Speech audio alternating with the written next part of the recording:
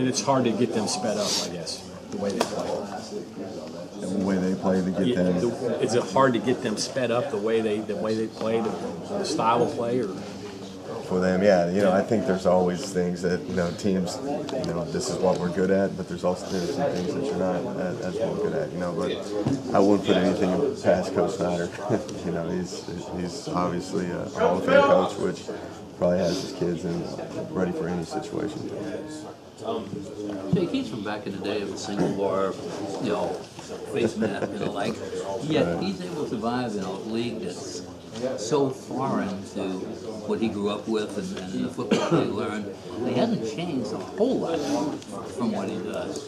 How do you suspect he has been able to be the dinosaur that survived Yeah, but and I think they're always evolving. The way Kansas State has always been. You look back in the day when they probably had some of the first running quarterback offenses. And where they've evolved with adding the spread systems and the quarterback run game with it, and he's been there for a long time, which has allowed him to recruit the guys that he wants to whatever he believes that the direction they need to go as a team, and I think that's something that's pretty impressive with him is that, you can tell that, like, especially on defense, every single kid knows what they're doing, and they're never put in a position that they can't handle. And I think that's just with how they recruit and how they coach and how they think through things. And the game of football is always evolving, and I think he's the guy that's mastered that from the get-go. Is there something to old-fashioned foundation, old-fashioned beliefs, and team first, and in today's world, you try as a coach to get your team as a team, right. But a lot of people are out there NFL thinking and playing for themselves and the like. A lot of distractions in today's age, but I think he does a great job at minimizing all those and really focusing at playing for each other and just worrying about the task at hand, which I couldn't tell you how he does it, but obviously he does a pretty good job at it.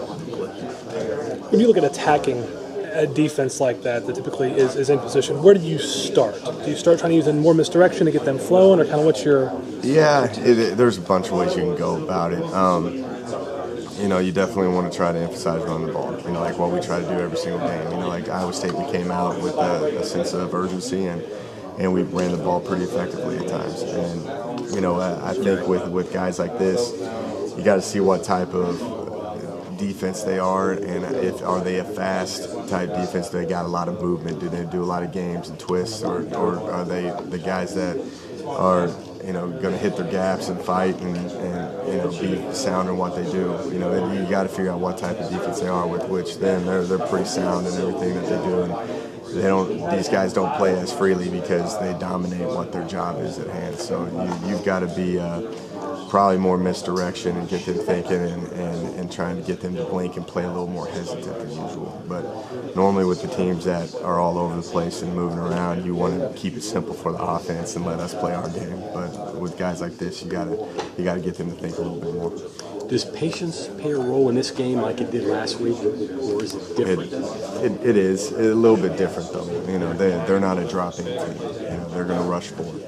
So that obviously there'll be a little more holes in the passing game, but they're also more sound in the run game. So you're not going to take those 4, 5, 6, 7, 8 yard gains every time you hand the ball off into a 4 down front. So the quarterback process is going to change based off of how the flow of the game is, but there's going to be more opportunities where you can spit it out on the perimeter if needed.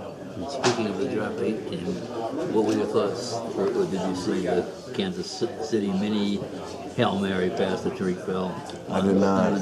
Oh, wow. With 2 seconds left. Instead of Hail Mary. 2 seconds left. They played for Hail Mary, sent like 8 guys back by the goal line, and they were 55 yards away. And they just threw a short pass to Tariq Bell. With blockers in front. He never got touched. They had blockers in front of the guy, and they just, Dallas never came through. Yes. Wow. I like what Kansas City does. I think they do a great. That's one of the teams I do study in the offseason, so I'm kind of excited to watch that now. Pretty interesting.